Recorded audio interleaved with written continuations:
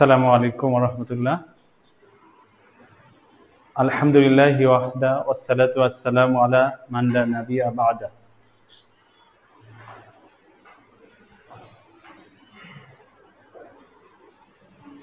দারুল মুত্তাকিন শিক্ষাবৃত্তি 2025।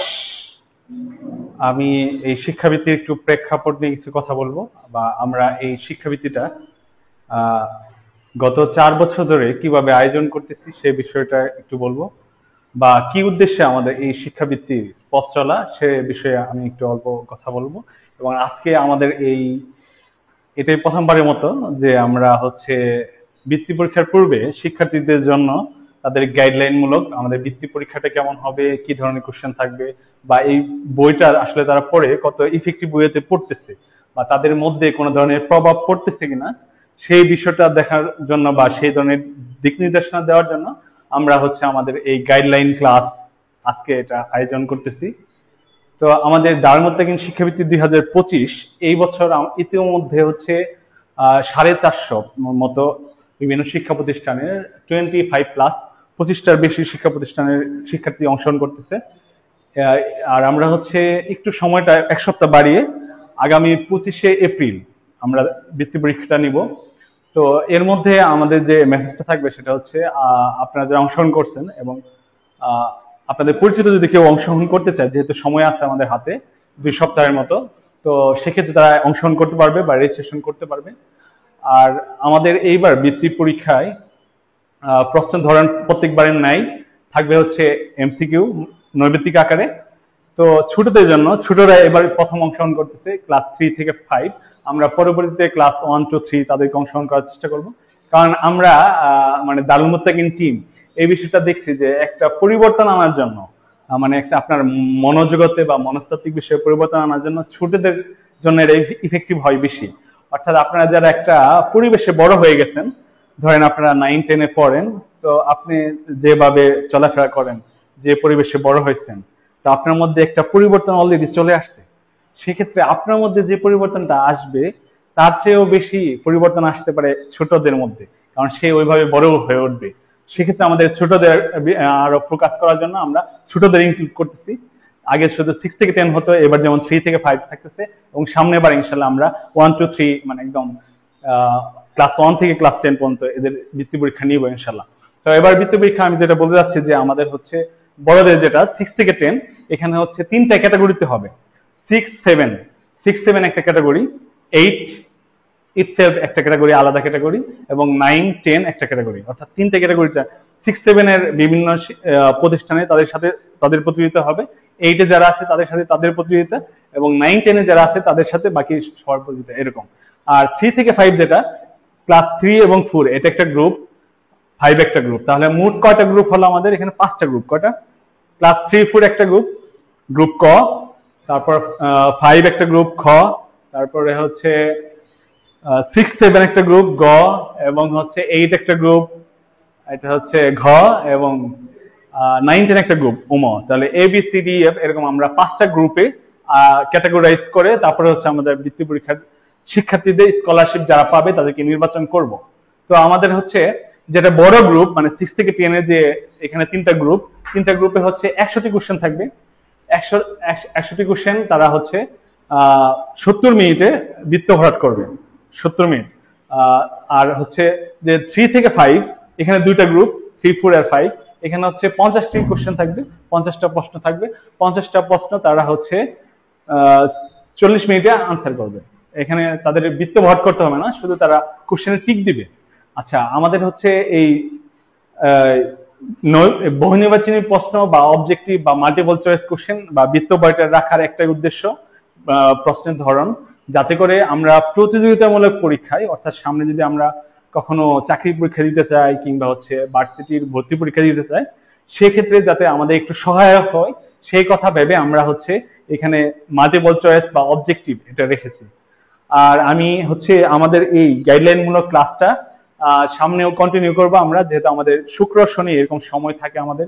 যারা এই দারুল মুত্তাকিন টিমের সাথে যুক্ত আছে তারা যেমন আমাদের আনিস ভাই, উনি ঢাকা থেকে আসছেন, অলরেডি উনি পাশের রুমে বসে আছেন, সফটওয়্যার ইঞ্জিনিয়ার। তো তারপর অন্যান্য যারা বিভিন্ন ফিল্ডে আছে তারা শুক্র শনিবার ফ্রি থাকে, সেহেতু আজকে শুক্রবার এবং আপনারা চাইলে সামনে শনিবার এবং আরেক শুক্র শনিবার পাবেন, অর্থাৎ আরো 3টা ক্লাস পাবেন। তো 3টা ক্লাসে আমরা যেটা করতে চাচ্ছি সেটা হচ্ছে আপনাদের এই বইয়ের যে কন্টেন্ট বা যে সূচিপত্রে যে বিষয়গুলো আছে, তো এখানে ধরে ধরে আপনাদের একটু নাড়া দেওয়া যে আপনারা এই বিষয়টা পড়ে কি বুঝলেন, বা আমরা একটু ওভারঅল কোনো বিষয়ে আলোচনা করা যায় কিনা সেখানে, সে বিষয়ে আপনারা ইতিমধ্যে অনেকে এই বইটা পড়ছেন, তাই না? কেউ কি আছেন যে এটা একবার পড়া শেষ? আমি না পড়ছেন? হ্যাঁ, আপনার একবার পড়া শেষ। আচ্ছা, তো আমাকে কি বলতে পারবেন এখানে আদব আখলাক এই অংশে মানে প্রথম যে চ্যাপ্টারটা কি আছে, দুই এক বাক্যে বলেন দেখি। হ্যাঁ বলেন।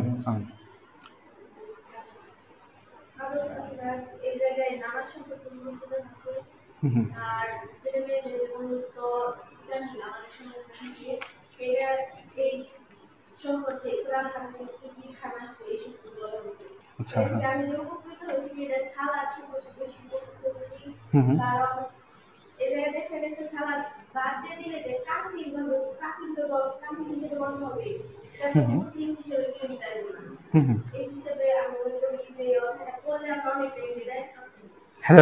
আমাদের মধ্যে একটা পরিবর্তন আসতে পারে ইনশাআল্লাহ। জি, এখানে আমি যেটা বলতে যাচ্ছি, আপনি যখন এটা পড়বেন তখন প্রথমত একটা রিডিং, একটু মনোযোগ সহকারে রিডিংটা পড়লেন। রিডিং পড়ার পরে যে বিষয়টা এখানে কিছু টাইটেল বা শিরোনামে কিছু শিরোনাম উপশিরোনাম আছে, যেমন প্রথম যে শিরোনামটা যে এখানে ছিল নবীজির শেষ উপদেশ সালাত, তাহলে এটা কিন্তু একটা গুরুত্বপূর্ণ পয়েন্ট। আপনি যখন পড়বেন তখন রিভিউ করার ক্ষেত্রে বা কোথা থেকে কোশ্চেন হতে পারে এই বইয়ের বা কোন লাইনটা গুরুত্বপূর্ণ এটা বোঝা একটু জরুরি, তাহলে আপনার মাল্টিপল চয়েস কোশ্চেন গুলা আনসার করা একটু ইজি হয়ে যাবে। নবীজির শেষ উপদেশ সালাত, এটা ছিল টাইটেল।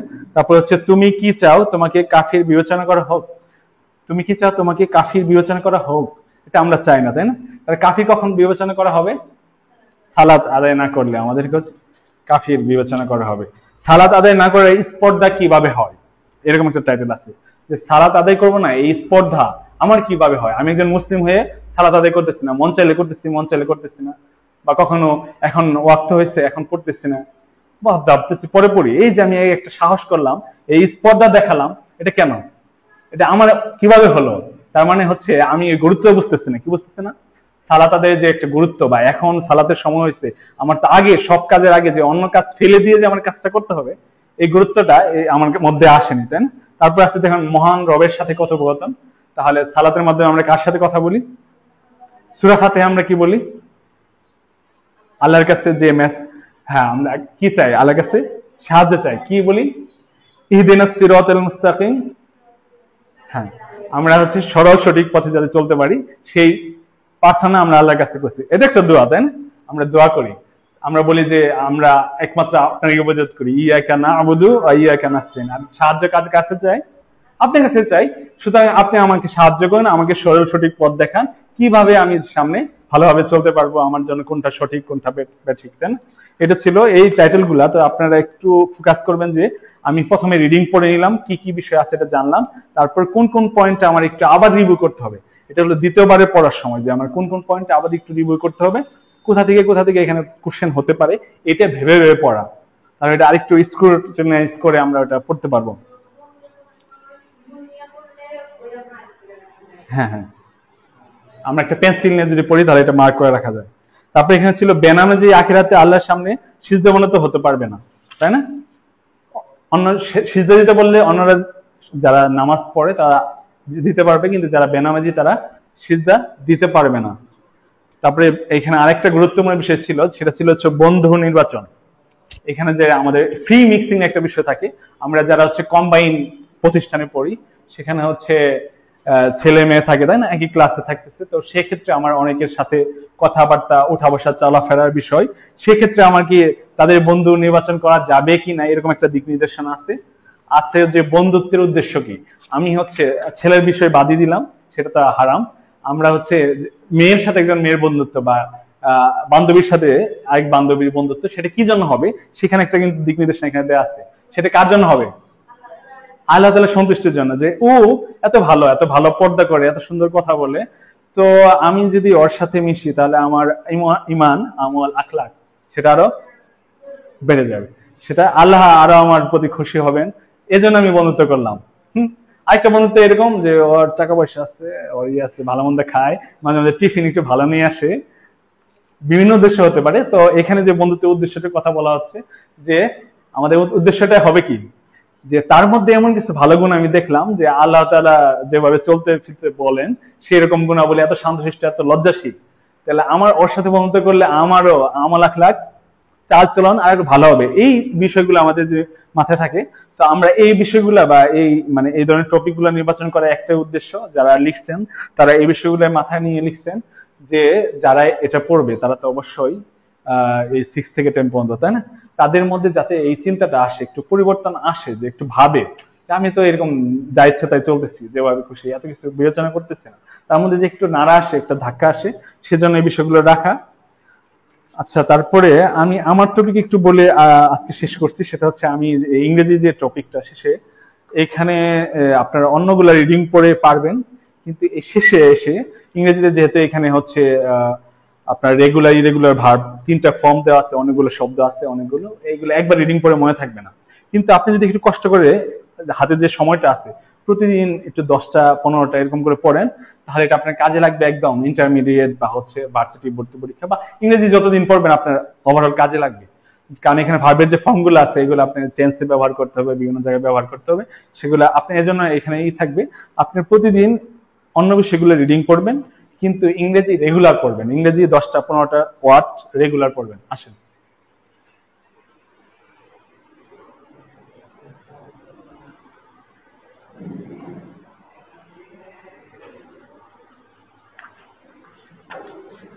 তো আমি ওভারঅল যে এখানে টপিক গুলো ছিল আদব আখলাক নিয়ে একটু বললাম, আরেকটা ছিল কিভাবে প্রোডাক্টিভ হবেন, কিভাবে আমরা প্রোডাক্টিভ হব। প্রোডাক্টিভ হওয়া মানে কি, ধরেন আপনি আপনারা কেউ আপনাদের ক্লাসের মধ্যে কেউ একটা বিষয়ে পড়া দিচ্ছে, হ্যাঁ, যে কোনো বিষয়ে হতে পারে, ধরেন আহ ধরেন ইংলিশে একটা পড়া দিচ্ছে, কিংবা হচ্ছে পদার্থ রসায়ন কিংবা অন্য কোনো বিষয়। তো কেউ দেখবেন যে ওই চ্যাপ্টারটা মাত্র হচ্ছে 3 ঘন্টা 1 ঘন্টায় পড়ে ফেলছে, কেউ কারো 3 ঘন্টা লাগতেছে, কারো 2 ঘন্টা লাগতেছে, কারো আড়াই ঘন্টা, আবার কেউ এমন হতে পারে যে আধা ঘন্টায় এটা খুব ভালোভাবে আয়ত্ত করছে। তাহলে দেখেন এখানে কে প্রোডাক্টিভ, আধা ঘন্টা করতে পারছে না, বুঝতে পারছে যেহেতু শর্ট টাইমে করতে পারছে, তার মানে সে সচরাচর রেগুলার ওয়েতে ভাবে নাই, সে হয়তো কোনো একটা কৌশল করে ভাবছে, কোন টেকনিকে আমি এটা পড়তে পারবো, মানে সে একটা ডিফারেন্ট ওয়েতে ভাবছে। এটা হচ্ছে প্রোডাক্টিভিটি একটা লেসন, যে সবাই একভাবে পড়ে, সবাই একভাবে করে চিন্তা করে, আমি একটু ডিফারেন্ট ওয়েতে চিন্তা করে দেখলাম এই বিষয়টা, অন্যরা তো খালি এরকম পড়বো, তা আমি এটা কিভাবে পড়তে পারি, এখানে কি বিষয় বলছে এটা আমি একটু আলাদাভাবে ভাবলাম, তখন এই জিনিসটা হবে প্রোডাক্টিভ। এই বিষয়টা লেখা এখানে আছে। আছে যে শিরকে বেড়াদের জাতি বেশমাল, শিরক আমরা বুঝি, তাই না, শিরক কিরকম, তাহলে মূলত আল্লাহ তাআলা আমাদের এই পৃথিবীতে বসবাসের যোগ্য করে দিয়েছেন, বিভিন্নভাবে নেয়ামত রাজি দিয়ে ভরপুর করে রেখেছেন, কিন্তু যখনই আমরা কারো বিষয়ে কোনো কিছু বলতে যাব, গুণগান করতে যাব, চাইতে যাব, আল্লাহকে আল্লাহর কাছে না চেয়ে আর অন্য কারো কাছে চাইলাম, বা অসুস্থ হওয়ার পরে রোগ মুক্তি লাভ করলে বললাম যে ডাক্তার, তাই না, ডাক্তার এই ভালো ওষুধ দিচ্ছে জন্য হয়েছে, এই যে নানান বিষয়গুলা, মানে সব কৃতিত্ব আসলে কে পাবেন, যত বিষয় আমাদের সাথে সম্পর্কিত এই কৃতিত্ব গুলা কার, আল্লাহ। তো এইটা যদি আমরা না করি সেক্ষেত্রে এটা হবে অংশীদার স্থাপন করা, শিরক করা। কি করো শিরক কিভাবে আসছে, এটা হচ্ছে এখানে বলা আছে এই টপিকে, আপনারা পড়ছেন তাই না, মনে আছে কি শিরকটা কোন নবীর আমল থেকে শুরু হয়েছে, অসন্দেহ, হ্যাঁ, আদম আলাইসাল্লাম, নুহ আলাইসাল্লাম, ইব্রাহিম আলাইসাল্লাম, মুসা আলাইসাল্লাম, বলেন দেখি, হ্যাঁ, মুসা আলাইসাল্লাম, নুহ আলাইসাল্লামের সমস্যা, হ্যাঁ। তো ওই সময় হচ্ছে শিরকের সূত্রপাত হয়। ওই সময় যারা ওই যে ভালো ভালো মানুষ ছিল, শয়তান পরিচিত করলো যে এরা তো চলে যাবে, নাম চিহ্ন মুছে যাবে, তো তোমরা তাদের মূর্তি বানাও এদেরকে, তাহলে এদের দেখে দেখে অন্যরা ভালো আমল করবে, এরকম একটা প্রেক্ষাপট থেকে এটা কিন্তু চলে আসছিল। আচ্ছা, এগুলো আছে। তারপর আছে ওআইসি ভুক্ত কিছু মুসলিম দেশ, মুসলিম দেশের মধ্যে এখানে কিছু দেশের নাম আমি দেখলাম পড়তে গিয়ে, যে কিছু দেশের নাম আমি আগে জানতাম না, যেমন এরকম একটা, বলেন দেখি এখানে কয়টা মুসলিম দেশ আছে, 20টি মুসলিম দেশের সম্পর্কে টিকা আকারে কিছু বর্ণনা আছে। আমি যে এগুলো দেখলাম এর মধ্যে যেমন একটা দুইটা আপনারা মনে হয় অনেক সময় শুনেন নাই, যেমন হচ্ছে বেনিন একটা দেশ, শুনছেন এর আগে, শুনেন নাই। তারপরে আছে যেমন হচ্ছে কুমুরাস, কুমোরাস একটা দেশ।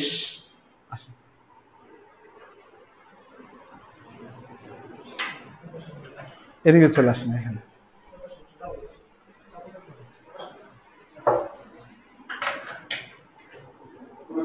তো কুমোরাস দেশের কথা কি এর আগে কেউ শুনছেন? আচ্ছা, কুমোরাস কিন্তু একটা দেশ, এটা হচ্ছে দ্বীপরাষ্ট্র একটা। তারপরে এখানে আছে গ্যাবন, গ্যাবন একটা দেশ। তো এগুলো কিন্তু মুসলিম সংখ্যাগরিষ্ঠ দেশ, কিন্তু আমরা কখনো নাম শুনিনি। এরকম 20টি দেশের এখানে বর্ণনা আছে। তারপরে আছে হচ্ছে শারীরিক সুস্থতায় প্রতিদিনে খাদ্য।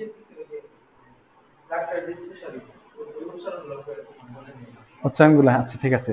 তারপরে আছে হচ্ছে শারীরিক সুস্থতায় প্রতিদিনে খাদ্যাভ্যাস। আমরা তো যা ইচ্ছা তাই খাই, চোখের সামনে যা পাই, বাঙালি স্বভাবের হয়ে আরো বেশি খাই। তারপরে আপনারা অনেক সময় ভাজা পোড়া ফাস্টফুড খান, আমিও খাই।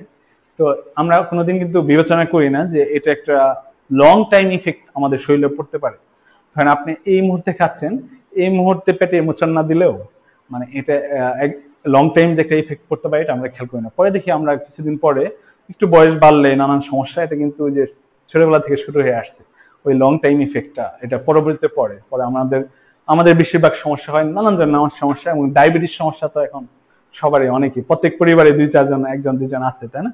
তো আমাদের কিন্তু খাদ্যাভ্যাসটা একটু পরিবর্তন করা দরকার। এই বিষয়ে একটু সচেতনতার জন্য এই টপিকটা দেওয়া আছে এখানে, যে আমাদের খাবারে কি ধরনের খাবার, সুষম খাবারগুলো কি কি থাকা উচিত, শাকসবজি। তো আপনারা কি পড়ছেন বইটা? পড়া হয়েছে একবারও? আচ্ছা, তো আমাদের খাবারে কি কি থাকা দরকার বলেন দেখি, বলতে পারবেন মারুফা? আচ্ছা, আমি আপনাদের দেখি আপনারা একটু পড়ছেন, আমি মাঝখান থেকে একটু দেখি যে আপনাদের কিছু মনে আছে কিনা। আমাদের যে খাবারগুলো খাই এগুলোর মধ্যে হচ্ছে ফ্যাটি অ্যাসিড কত শতাংশের কম খাওয়া প্রয়োজন? হ্যাঁ, আমি অপশন দিচ্ছি 10, 15, 20, 25। বলতে পারবেন কোন অপশনটা হবে? মানে এর চেয়ে কম খাওয়া প্রয়োজন, এর বেশি খাওয়া যাবে না। 10। যাই, মাশাআল্লাহ আপনারা অনেকে পড়ছেন। 10%। জি, আমি একবার একটু রিভিউ করে নিই, 2-3 মিনিটের মধ্যে শেষ। আচ্ছা, এরপরে আইসিটি, তথ্য যোগাযোগ প্রযুক্তি, যেটা আমাদের সফটওয়্যার ইঞ্জিনিয়ার আনিসুর রহমান ভাই এই লেখাটা লিখছে। এখানে মূলত হচ্ছে আপনার input output device. Output device কি বলতে পারবেন? আউটপুট কোনটা?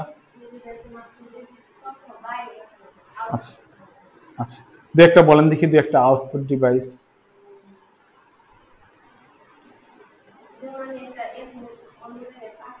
আউটপুট ডিভাইস মানে একটা যন্ত্র বোঝাচ্ছে বা ইয়ে, তাই না? কি হতে পারে? প্রিন্টার একটা আউটপুট ডিভাইস। আর মনিটর যেটা এই যে এখানে দেখতে পাচ্ছেন, এটা একটা আউটপুট, তাই না? আমি কিছু একটা দিচ্ছি, ওখানে দেখতে পাচ্ছি, এটা হচ্ছে আউটপুট ডিভাইস। স্টোরেজ ডিভাইস কি? স্টোর করা মানে কি? সংরক্ষণ করা, জমা রাখা, এরকম কি আছে? মেমোরি কার্ড একটা স্টোরেজ ডিভাইস, কারণ মেমোরি কার্ডে আমরা যে ছবি টবি অনেক কিছু রাখি না, ভিডিও বা কিছু, এটা একটা storage device, memory card. Good. আচ্ছা, তারপরে আছে হচ্ছে আমাদের হাবিবুর রহমান ভাইয়ের বড় একটা লেখা, বিজ্ঞানে মুসলমানদের অবদান, তাই না? বিজ্ঞানে মুসলমানদের অবদান কি কি বলেন দেখি, দু একটা অবদানের কথা বলতে পারবেন? হ্যাঁ, ওজোর মেশিন। আর ক্যামেরা কি আবিষ্কার করছেন?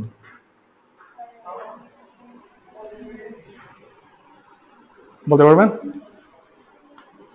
গণিত কয় প্রকার বলতে পারবেন?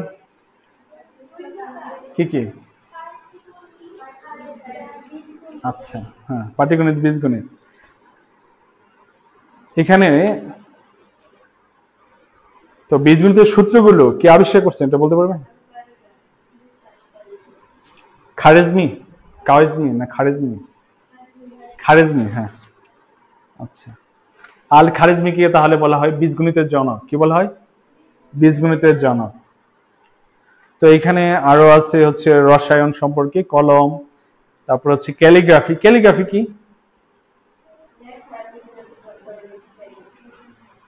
ক্যালিগ্রাফি যেমন লেখাগুলো আমরা যে বিভিন্ন নকশা করে যে লিখি, এটাকে বলে ক্যালিগ্রাফি। কোনো কিছু এঁকে, কোনো অক্ষরটাকে এঁকে লেখা, ওটা হচ্ছে ক্যালিগ্রাফি। ওটা কি? ক্যালিগ্রাফি। তো ক্যালিগ্রাফির বাংলা কি জানেন? লিপিকলা বলে। কি বলে? লিপিকলা। হ্যাঁ। তারপর হচ্ছে নগর পরিকল্পনা নিয়ে এখানে একটা বিষয় আছে। নগর পরিকল্পনা কি? নগর মানে কোন একটা শহর একটা বোঝাচ্ছে। শহরটা কিরকম হলে আমাদের জন্য ভালো হয়, এটা হচ্ছে পরিকল্পনার অংশ। আমি প্ল্যান করলাম বা পরিকল্পনা করলাম যে আমাদের এই তক্তাচড়াটা কেমন হলে আমাদের জন্য ভালো হয়। নতুন বাজারে যেমন একটা সমস্যা আছে, দেখছেন তো এখন এখানে পানি জমে থাকে, খেয়াল করছেন কেউ? নতুন বাজার দিয়ে চলাফেরার সময় রাস্তায়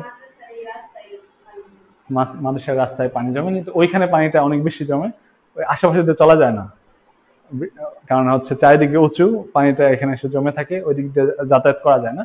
যেমন তাহলে একটা পরিকল্পনা অংশ হতে পারে ওইখানে একটা ভালো ড্রেনেজ ব্যবস্থা একটু বড় আকারে, যাতে পানিটা নিজেদের ড্রেন দিয়ে পার হয়ে যায়। তো এগুলো হচ্ছে নগর পরিকল্পনা অংশ। তাহলে নগর মানে কি বলেন দেখি? নগর মানে শহর। এরপরে যে একটা লেখা আছে এটা হচ্ছে সালে ফারহান ভাইয়ার। সালে ফারহান হচ্ছে আমাদের ইসা আল মাদানির ছেলে। ইসা আল মাদানিকে আমরা অনেকে চিনি, তাই না? ইসলামী আল মাদানি, যিনি যে এই মসজিদের খতিব, ওনার ছেলে এই লেখাটা লিখছেন। হাদিস বিশুদ্ধতার মানদণ্ড। হাদিস বিশুদ্ধতার মানদণ্ড মানে কি? মানে এই টপিক দ্বারা আমরা কি বুঝতেছি? হাদিস বিশুদ্ধ কিনা, মানে জাল। জাল মানে কি? বানোয়াট, নকল, বানানো, কেউ বানাইছে, বানিয়ে বলতেছে এটা হাদিস, ওটা হচ্ছে জাল বা বানোয়াট। আর কি হাদিস? যেটা সহি। সহি মানে কি? যেটা শুদ্ধ।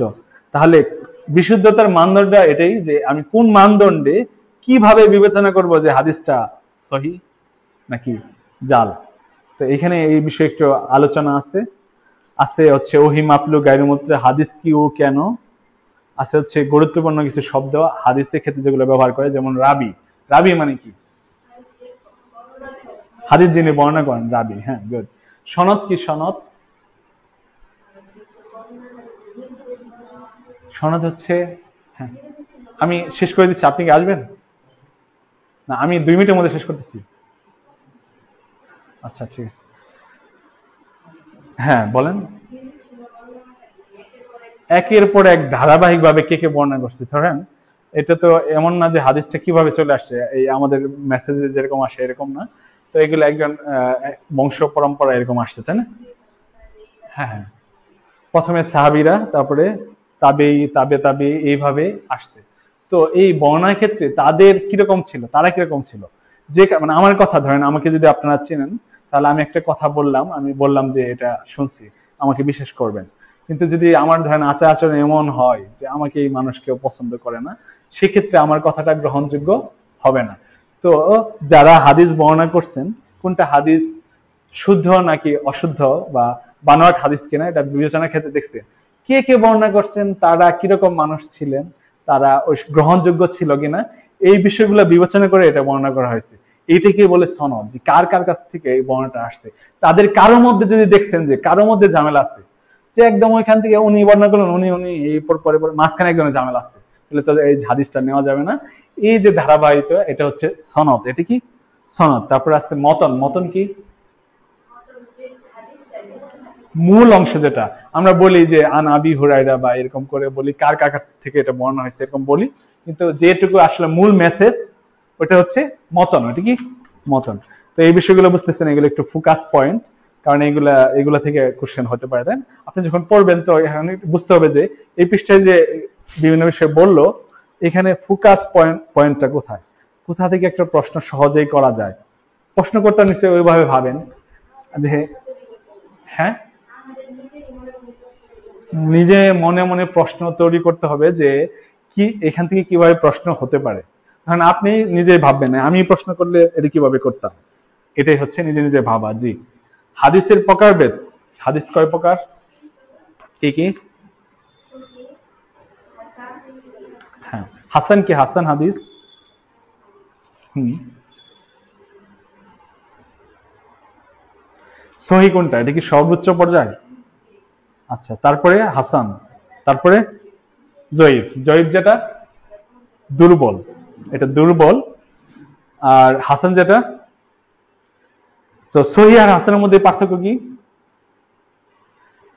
যে রাবিরা বর্ণনা করছে তাদের মধ্যে যদি দেখা গেছে যে তাদের মেধা মুখস্থ শক্তি অনেক বেশি, মুখস্থ শক্তির অধিকারী পরিপূর্ণ, এরকম যদি দেখা যাচ্ছে, কারণ তারা তো হাদিস ধরেন অনেক ক্ষেত্রে মুখস্থ করে রাখছে, বর্ণনা করছে এভাবে। তো কারো মুখস্থ শক্তি একটু কম, তার মধ্যে একটু সমস্যা হতে পারে না? তো যাদের মুখস্থ শক্তি এরকম বেশি ছিল, মানে অনেক পরিপূর্ণ মুখস্থ শক্তি ছিল, তুখুল মেধাবী যেটা আমরা বলি, তো সেক্ষেত্রে সেটা সহি। আর যদি কোনো ক্ষেত্রে রাবি বর্ণাকারী দেখা গেছে একটু কম, তাদের চেয়ে কম, তো ওইটা আরেকটা ক্যাটাগরি করে রাখতে হচ্ছে হাসান। হাসান তাদের এটা আরেকটা ক্যাটাগরি কি হাসান, যাদের একটু কম, খুব বেশি যাদের মুখস্থ পূর্ণ শক্তি মুখস্থ শক্তি আছে সেটা সহিতে রাখা হয়েছে, তারপর হাসানে রাখা হয়েছে একটু যাদের কম। আর দয়ফে কোনগুলো রাখছে? ধরেন হাদিস যে এটা শুদ্ধ কিনা এজন্য 5টা শর্ত নির্ধারণ করছে, যে 5টা শর্ত, এই শর্ত থাকা লাগবে তাহলে এটা শুদ্ধ সহি। আর এর মধ্যে একটা দুইটা অনুপস্থিত পাইছে, যে 3টা আছে 2টা নাই, তাহলে সেক্ষেত্রে ওইটাকে একাধিক শর্ত যখন অনুপস্থিত থাকছে তখন যে 5টার মধ্যে 3টা আছে 2টা নাই 5টা শর্তের মধ্যে, সেক্ষেত্রে এটা দই বা দুর্বল বলা হচ্ছে। তো এখানে হাদিস বিশুদ্ধতার মানদণ্ডে এই বিষয়গুলো একটু আছে, আপনারা একটু পড়বেন বা অনেকে পড়েছেন, কিন্তু হচ্ছে যে পয়েন্ট গুলাতে একটু বেশি বেশি ফোকাস করবেন। আর বাছাইকৃত হাদিসের মধ্যে এখানে আমাদের তরিকুল ইসলাম ভাই, ইনি হচ্ছেন আমাদের ইসাল মাদানির ভাতিজা, তো উনি এই লেখাটা লিখছেন। তো এখানে দেখবেন আপনার হচ্ছে মুসলমানদের হক, আল্লাহর হক, আত্মীয় স্বজন হক, এরকম টাইটেলে আছে, তাই না? যে প্রথম যে হাদিসটা এটা আল্লাহর হক নিয়ে। আল্লাহর হক কি? আল্লাহর হক কি? শরীক না করো, যে আমরা একটাকে শিরক বললাম, মানে আপনি যাই করবেন কিন্তু আল্লাহর সাথে কি করা যাবে না, এটাই আল্লাহর হক। কি জন্য এটা আল্লাহর হক? যেমন হচ্ছে আমাদের যিনি ভরণ পোষণ করেন তিনি হচ্ছেন আমাদের ধরেন বাবা, তাই না? তো ভরণ পোষণ করার পর অনেকদিন পরে আমরা যখন কোন একটা কিছু চাইলাম পাইলাম না, তখন অনেক সময় বলি তুমি আজীবন আমার কিছু দিছ, কোনটা যেটা চাইছে ওটা দিছ, দেও না তো, অমুকে দেয় অমুকে দেয়, অমুক, হ্যাঁ বাবা তার মেয়েকে এত এত কিছু কিনে দেয়, তো তুমি আমি কোনোদিন একটা ভালো কিছু চাইলে আজ পর্যন্ত পাইলাম না, এই যে মনে করেন বিষয়টা। তো আমরা কিন্তু মাঝে মাঝে এরকম করে ফেলি যে আল্লাহ আমাদের সবকিছু দিচ্ছেন, তারপরে যে আমরা কি করতেছি না, শুকরিয়া করতেছি না, অনেক ক্ষেত্রে আবার এরকম করতেছি। এটা হচ্ছে এখানে বলা আছে একটা হাদিস, এই হাদিস হচ্ছে আল্লাহ বান্দাদের উপর হক হলো তারা যেন তার ইবাদত করে এবং তার সঙ্গে কাউকে শরীক না করে। মুসলমানদের হক কি? এখানে যেটা আছে, অনেকগুলো হক আছে, এখানে যেটা আছে যে একজনের সাথে দেখা হলে মুসলিম হিসেবে তার হক হলো প্রথম হক সালাম দিবে। কি দিবে? সালাম দিবে। তারপর আছে আত্মীয়ের হক। আত্মীয় স্বজনের কি হক? আত্মীয় স্বজনের হকই হচ্ছে আপনি তার সাথে সম্পর্ক রক্ষা করবেন, আপনি দাওয়াত করে খাওয়াইলেও না খাওয়াইলেও যারা হচ্ছে আত্মীয় স্বজন আছে তাদের সাথে সম্পর্ক রক্ষা করবেন। আমরা তো অনেক ক্ষেত্রে সম্পর্ক রক্ষা করি না এবং এই হকটা আমরা কোনোভাবেই পালন করতে পারি না, নানাবিধ সমস্যা আমাদের। ধরেন আমরা এই যে যেমন ঈদের মধ্যে মানে সব আত্মীয় স্বজনের সাথে আপনারা যোগাযোগ করছেন কিনা, করছেন? অনেক ক্ষেত্রে করে, ঈদ ছাড়াও তো করা দরকার, আমরা কিন্তু করি না। ধরেন হচ্ছে আমাদের জীবনে ভুলে যাই, তারপর হচ্ছে খালা খালু বা সবার সাথে যে একটা ভালো হৃদ্যতার সম্পর্ক, এটা আমরা রক্ষা করি না, কিন্তু এটা রক্ষা করতে হবে। এই রক্ষা না করলে কিন্তু আত্মীয় স্বজনের হক এটা আমাদের আদায় হবে না। আর আত্মীয় স্বজনের হক রক্ষা করলে যেটা হয়, আমাদের রিজিক বৃদ্ধি পায়। কি বৃদ্ধি পায়? রিজিক বৃদ্ধি পায়। যে আত্মীয় স্বজন মাঝে মাঝে দাওয়াত দিয়ে খাওয়াবে, এতে করে কমবে না, আল্লাহ তাআলা খুশি হয়ে রিজিক বাড়িয়ে দেবে। আত্মীয় স্বজনদের হক রক্ষা করতে হবে, এই বিষয়ে এখানে হাদিস আছে। বান্দার হক কি? আল্লাহর হক তো শরীক করবো না, বান্দার হক কি? বান্দার হক হচ্ছে বান্দা আল্লাহর কাছে চাবে সবসময়। কি চাবে? সাহায্য চাবে। কি চাবে? সাহায্য চাবে। বান্দা হিসেবে আমি কি করবো? আর আল্লাহর কাছে যাবো। আর কারোর কাছে না চেয়ে কার কাছে যাবো? আল্লাহর কাছে যাবো। এটাই হচ্ছে বান্দার হক। মুসলমানদের হক কি? তাদের কোনো কষ্ট কারোর দেখতেছে আমি যে এখানে কষ্ট করতেছে, এটা যদি আমি কোনো কারণে দূর করতে পারি এটা তার হক। সেই জন্য আমাদের মুসলিম ভাই বোন, তো আমার সে যদি কোনো কষ্টে থাকে এটা আমার দূর করা, এটা তাদের হক। আচ্ছা, তারপরে আছে হচ্ছে আল্লাহর আরেকটা হকের এখানে বর্ণনা আছে যে আমরা প্রতিদিন 5 ওয়াক্ত সালাত আদায় করি, এটাও কার হক? আল্লাহর হক। যে প্রতিদিন আমাদের 5 বার হাজিরা দিতে হবে, এটা আল্লাহর হক। আপনারা আজকে কি হাজিরা দিচ্ছেন? সবাই হাজিরা দিতে হবে কিন্তু এটা, তাই না? এবং এতে গাফলতি থাকা যাবে না। তো আমরা হচ্ছে আপনাদের ওভারঅল যে বৃত্তি পরীক্ষা নিচ্ছি বা করতেছি, আমরা হচ্ছে এইবার আমাদের নিয়ত আছে যে আপনাদের ক্যারিয়ার গাইডলাইন মূলক আমরা যারা আছেন, যেমন অনেকে মাদ্রাসায় আছেন, অনেকে স্কুলে আছেন, অনেকে গ্রামে আছেন, অনেকে শহরে আছে, তাই না? পরবর্তীতে আমাদের হচ্ছে যখন আমরা ধরেন দাখিল পাশ করলাম, আলিম অথবা এসএসসি পাশ করলাম, তারপর ইন্টারমিডিয়েট, কলেজ পাশ করে আমাদের হচ্ছে ভার্সিটিতে আমরা অনেকে ভর্তি হয়, মাদ্রাসা থেকে অনেকে ভর্তি হয়, তারপর হচ্ছে স্কুল কলেজ থেকে ভর্তি হয়। তো আমরা হচ্ছে বিভিন্ন দিক থেকে পিছিয়ে থাকি। তো দারুল মুত্তাকিন টিম আমরা চেষ্টা করতেছি যে আপনাদের সাথে বিভিন্ন বড় ভাইয়েরা যারা বিভিন্ন ভার্সিটিতে আছে বা ভালো ভালো পজিশনে আছে, ভালো ভালো চাকরি করতেছে, তাদেরকে আমরা এখানে এনে বিভিন্ন সেমিনার বা এগুলো আয়োজন করতে পারি কিনা, এবং আপনাদের যে বৃত্তি পরীক্ষা পুরস্কার বিতরণ হবে ওইখানে আমরা হয়তো এবার একটু ফর্মাল সেশন করব। সেখানে হচ্ছে এই বিভিন্ন ভাইয়েরা যারা বিভিন্ন ঢাকা ভার্সিটি বা বিভিন্ন ভার্সিটি, তারা এসে আপনাদের তাদের অভিজ্ঞতা শেয়ার করবে। এবং আপনাদের এখন যেমন আপনারা কেউ আছেন 9-10-এ পড়তেছেন, মানে আপনাদের কিন্তু ওই ভালো কোনো বিশ্ববিদ্যালয়ে ভর্তি হতে গেলে বা উচ্চতর পড়াশোনার ক্ষেত্রে যদি কারো মানে ইচ্ছা থাকে, সেক্ষেত্রে এখন থেকে কিন্তু একটু ওই লাইনে উঠতে হবে, মানে এরোপ্লেন ওঠার এখন চেষ্টা করতে হবে। হুট করে গিয়ে আমি একদম, তাই না, কখনো বাসে চড়ি নাই, কখনো সাইকেলেও চড়ি নাই, হুট করে আমার এরোপ্লেনের ঝাঁকুনিতে আমি বমি টমি করে দিয়ে শেষ, তাই না? তো এই বিষয়টা আমার এখন থেকে কিন্তু ওই প্রচেষ্টা করতে হবে। তো আমি এটা কিভাবে আমার মধ্যে আসবে, যখন আমি যারা এখানে স্টাডি করতেছে বা যারা এই স্ট্রাগলটা করে আসছে তাদের গল্পটা শুনবো, তার অভিজ্ঞতা শুনবো, আমার স্বপ্নটা বড় হবে, তাই না? আমাদের হচ্ছে ধরেন এখন যে যিনি প্রধান উপদেষ্টা, তিনি কে, তার নাম কি? ডক্টর মোহাম্মদ। ডক্টর কি এটা আমরা জানি? যিনি পিএইচডি করছেন, গবেষণা করছেন কোন একটা বিষয়ে, তিনি অনেকদিন গবেষণা করে একটা রিসার্চ পেপার জমা দিয়ে ওইটা করছেন। তো সেক্ষেত্রে তিনি হচ্ছে একজন ডক্টর। তাহলে বাংলাদেশের ইতিহাসে 53-54 বছরে কোন উপদেষ্টা, কোন প্রধানমন্ত্রী ডক্টরেট হয়েছে? কোন প্রধানমন্ত্রী ডক্টর ছিল?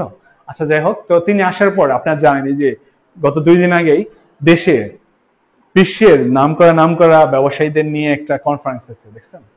কনফারেন্সে তিনি হচ্ছে অভিজ্ঞতা শেয়ার করছে তারা কিভাবে বাংলাদেশে বিনিয়োগ বাড়ানো যেতে পারে। এই যে মানে ক্রিটিক্যাল থিঙ্কিং গুলা, এগুলো যারা আসলে পড়াশোনা করবে না বা উচ্চতর পড়াশোনা করবে তাদের মাথায় আসবে না, আসবে এই ধাক্কিয়ে যেভাবে চলে। আর এই ক্রিটিক্যাল থিঙ্কিং যে এত এত প্রতিষ্ঠান বাইরের যারা আছে তাদের কাছ থেকে কোটি কোটি টাকা বিনিয়োগ এনে এখানে কর্মসংস্থান সৃষ্টি করা, তো তারা যদি এখানে বিনিয়োগ করে, যেটা হবে আমাদের যে বেকারত্ব, যারা বেকার আছে এখন চাকরি পাচ্ছে না, এখানে হাজার হাজার চাকরি পেয়ে যাবে। কারণ এক একটা প্রতিষ্ঠান হবে মানে এখানে কয়েকশো মানুষ, কয়েক হাজার মানুষ এখানে চাকরি করতে পারবে, বেকার কর্মসংস্থান হয়ে যাবে, এবং হচ্ছে আমাদের অর্থনৈতিকভাবে আমরা সমৃদ্ধ হব। তো আমি এই জন্যই বললাম যে আমাদের এই শস্যটা বড় করতে হবে। তা আমরা এখানে আপনাদের এই যে শিক্ষাবৃত্তি বলেন বা হচ্ছে আপনাদের সাথে আমাদের সম্পৃক্ত হওয়া বলেন, শিক্ষার্থীদের সাথে বিভিন্ন স্কুল বা মাদ্রাসা, আমাদের এখানে মেইন যে পয়েন্টটা বা উদ্দেশ্যটা এটাই যে আমরা এই মেসেজটা তাদের কাছে দিতে যাচ্ছি, কারো স্বপ্নটাকে দেখার সুযোগ করে দেওয়া, কিংবা হচ্ছে তাদের সাথে তাদের একদম উচ্চতর পড়াশোনা পর্যন্ত আমরা একটা টাচে থাকতে পারি কিনা আমরা। এবং এই সামনের বৃত্তি পরীক্ষা পুরস্কার বিতরণে যারা আগে বৃত্তি পাইছে হচ্ছে আমরা চতুর্থবারের মতো এটা আয়োজন করতেছি। প্রথম, দ্বিতীয়, তৃতীয় যারা আগে বৃত্তি পেয়ে গেছে তাদেরকেও এখানে আমরা ইনভাইট করার চিন্তা ভাবনা করতেছি, যেহেতু এখানে আমরা সেমিনার ওরিয়েন্টেড করবো, অনেকে আসবে, অনেক গেস্ট আসবে আমাদের ঢাকা থেকে, এভাবে আমরা চিন্তা করতেছি। এবং আপনাদের কোনো পরামর্শ থাকলে আমাদের দিবেন। আর হচ্ছে আপনারা যেটা করবেন, মূলত আমাদের এই বইটা করা বা বিভিন্ন বিষয় এখানে রাখার একটাই উদ্দেশ্য, যে এখানে ধরেন আপনার আদব আখলাক, এটা নিয়ে একটা বিষয়, যে আপনার মধ্যে কোনো আখলাক বা আচার আচরণ একটু পরিবর্তন আসে কিনা, এর একটু নাড়া দেওয়া। যে এখানে আপনি 4, 5, 7, 8 পৃষ্ঠায় পড়ে আপনি একটা মেসেজ পান যেটা আপনার মধ্যে একটা নাড়া দেয়, যে আমি আগে তো এরকম চলতাম, এই পোশাক পরতাম, এইভাবে চলতাম, যার সাথে কথা বলতাম কোনো চিন্তা করতাম না, এখন আমি চলতে ফিরতে একটু ভিন্নভাবে ভাবি কিনা। এই যে নাড়া দেওয়া, এই জন্য আপনার বিভিন্ন বিষয় রাখা। তারপরে হচ্ছে বিজ্ঞানের বিষয় বা হচ্ছে ইংরেজি অন্যান্য বিষয় রাখার একটাই কারণ, যে আপনারা যাতে করে সব দিক থেকে একটু এগিয়ে যান। আমাদের এই যে যেমন ফিলিস্তিনে এখন ইস্যু, যে ফিলিস্তিনের যে অবস্থা অনেকে দেখছেন না ভিডিও বাই, তো এটা কিন্তু একটা খুবই একটা ক্রিটিক্যাল পয়েন্ট আছে এখানে, রাজনৈতিক একটা প্রেক্ষাপট আছে, যে ফিলিস্তিনে আজকে এই অবস্থা, এটা কিন্তু হুট করে মানে কয়েকটা বোম মারছে এরকম না। তো ইহুদিরা হচ্ছে এখানে বিলিয়ন বিলিয়ন ডলার তারা বিজনেসে ব্যয় করে, তারা হচ্ছে নানান ভাবে আমাদের মনস্তাত্ত্বিক জগতে তারা, এই যে আপনারা যে সোশ্যাল মিডিয়া যেগুলো ইউজ করেন, যে প্রযুক্তিগুলো ইউজ করেন,